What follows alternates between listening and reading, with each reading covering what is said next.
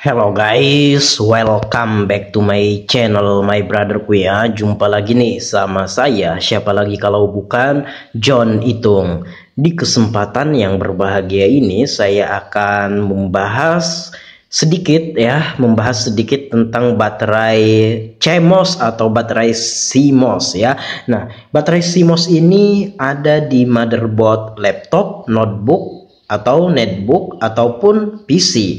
Nah, ini seperti ini guys ya, dan rata-rata untuk baterainya ini kodenya CR2032 yang agak sedikit besar guys ya, tapi rata-rata sama untuk laptop maupun notebook guys ya.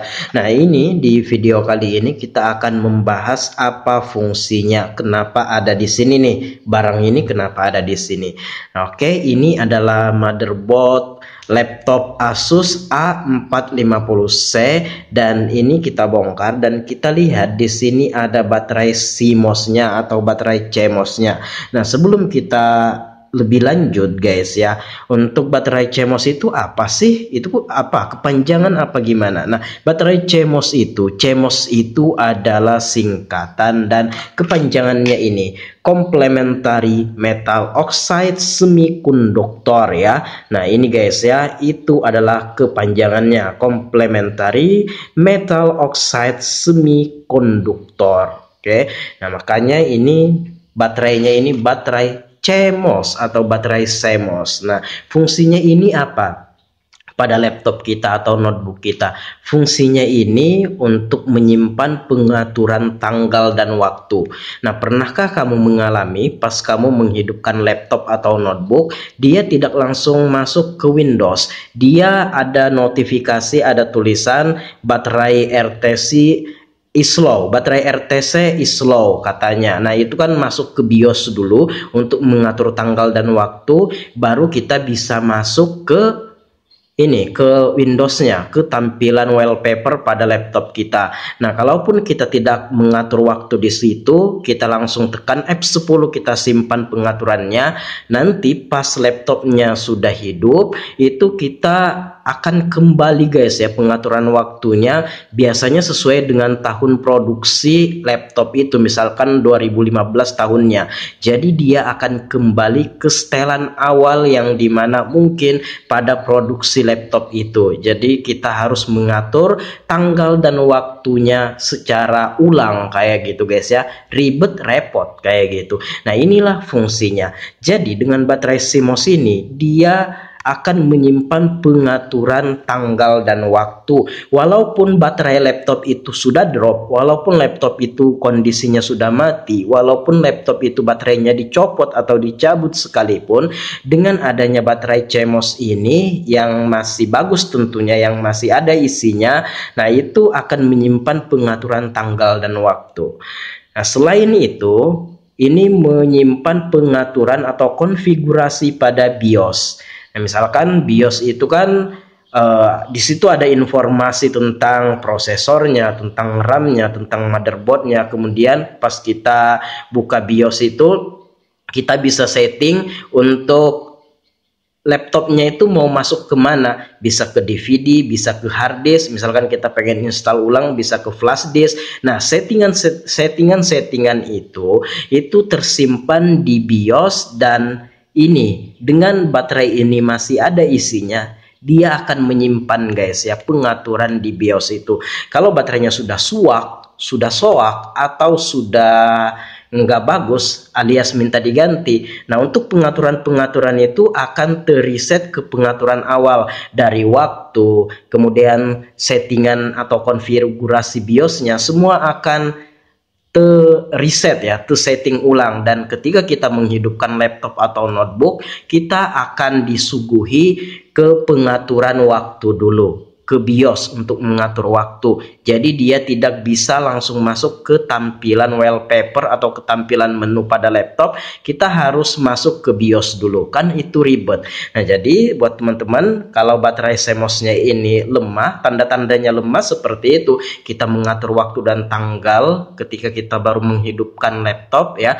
Tiap kali menghidupkan laptop, mengatur tanggal dan waktu masuk ke BIOS kayak gitu. Nah, itu ciri-ciri baterainya sudah soak soak atau sudah lemah. Dan bahkan di layar laptop itu ada tulisannya baterai RTC is low katanya. Nah, baterai RTC itu pada motherboard Toshiba Satellite C800, nah kayak gini.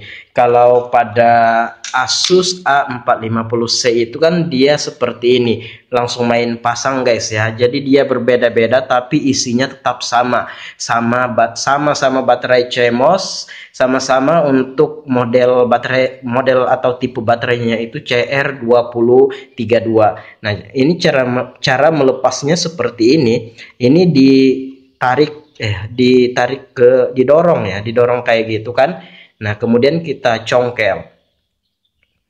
Nah, coba bisa enggak? Untuk membukanya ini simple aja sih sebenarnya, tinggal kayak gitu dilewatkan dari pengaitnya, kemudian tinggal kita congkel ya. Nah, seperti itu.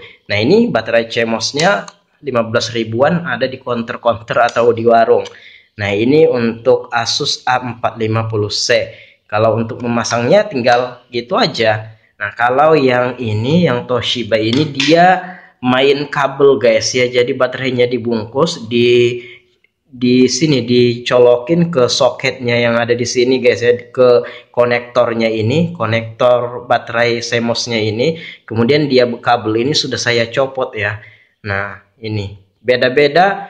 Kalau ini langsung simple aja, tinggal main pasang aja guys ya. Nah, itulah fungsi dari baterai CMOS ini. Yang pertama mengatur waktu atau menyimpan pengaturan waktu, kemudian menyimpan konfigurasi atau settingan pada BIOS. Seperti itu guys ya. Jadi ini penting sekali peranannya baterai CMOS ini.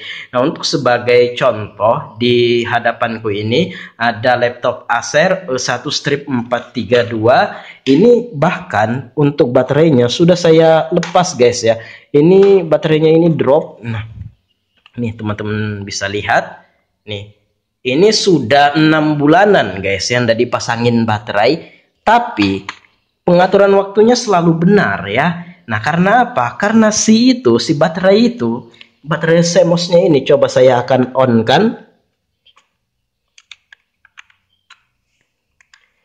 Coba saya akan hidupkan, kita akan melihat pengaturan waktunya. Sudah 6 bulan bahkan lebih saya tidak memasang baterai laptop ini karena baterainya sudah drop dan rusak.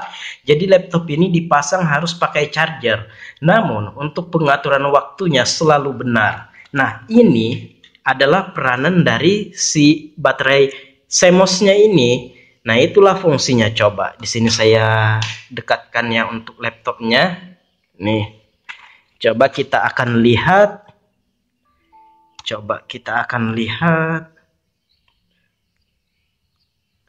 Jam 14.12 kemudian tanggal 2 bulan 8 2025, dan ini adalah jamnya benar, tanggalnya benar, pengaturan waktunya benar. Padahal baterai laptop ini sudah 6 bulan lebih tidak saya pasang karena memang juga sudah rusak. Kita belum ganti baterainya. Nah, dengan baterai CMOS ini, itulah yang menyimpan konfigurasi atau pengaturan waktu serta konfigurasi settingan BIOS-nya. Nah, oke. Itulah sedikit yang bisa saya sharing tentang baterai CMOS ini. Kalau ada yang mesti ditanyakan, silahkan guys ya, komen-komen aja. Kalau ada yang pengen disampaikan, komen-komen juga. Dan kalau baterai CMOS kita sudah soak atau rusak, bagaimana cara menggantinya bang? Nah, kalau ini kan gampang aja, tinggal kita ganti. Tinggal kita belikan harga 15 ribuan, banyak di counter-counter atau di warung. Tinggal kita pasang. Tapi apabila yang pakai tali seperti Toshiba Satellite C800 itu, bukan pakai tali, pakai kabel. Pakai kabel, kemudian pakai bungkus. Nah, itu saya ada video yang membuat guys ya, video yang membahas tentang modifikasi baterai CMOS itu dengan baterai biasa. Karena kita tidak ada wadahnya, kita bisa modifikasi. Link video ada di deskripsi. Oke, demikian saya akhiri dulu. Saya John Itung. See you the next video my brotherku.